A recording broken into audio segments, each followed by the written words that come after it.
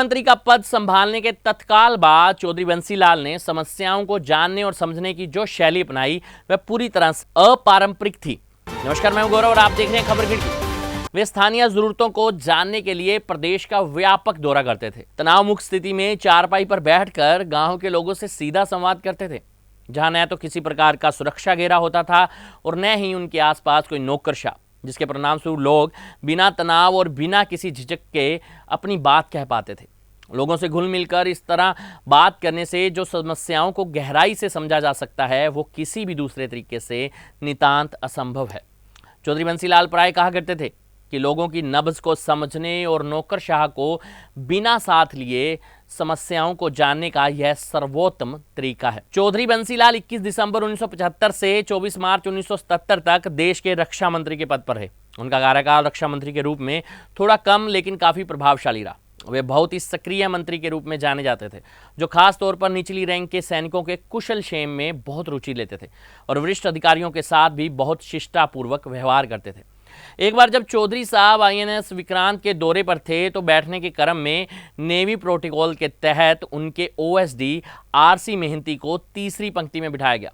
जब बाबूजी की नजरों ने अपने OSD को ढूंढा तो वो कुछ दूर बैठे दिखाई दी। चौधरी बंसीलाल के पूछने पर उन्होंने बताया कि यह सब नेवी के प्रोटोकॉल का अनुसार है। एडमिरल S कोहली ने भी बताया कि बैठने की व्यवस्था हमेशा नेवी प्रोटोकॉल के अनुसार ही की जाती है।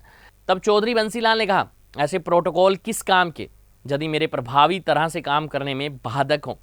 ऐसा इसलिए भी कहा क्योंकि जब उन्हें कोई बात सूझती थी तो वे लिखते थे, यह सुनिश्चित करने के लिए कि वे उसे भूले नहीं।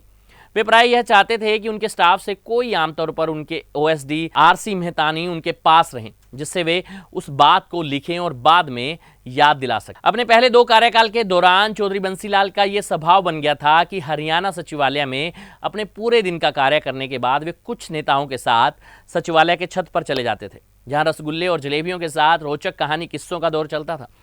उसके बाद वे हाई कोर्ट की तरफ से सचिवालय से उतरकर पैदल ही मुख्यमंत्री निवास जाते थे। बंसीलाल के 1968 में मुख्यमंत्री बनते ही प्रदेश में बड़े और मध्यम दर्ज के उद्योगों की स्थापना के लिए एक दीर्घकालिक नीति बनाई गई। बाद के वर्षों में IMT मानेसर की स्थापना एक महत्वपूर्ण उपलब्धि थी। उद्योगों की स्थापना के लिए राज्य के शुल्कों और करों में अनेक प्रकार की छूट प्रदान की गई।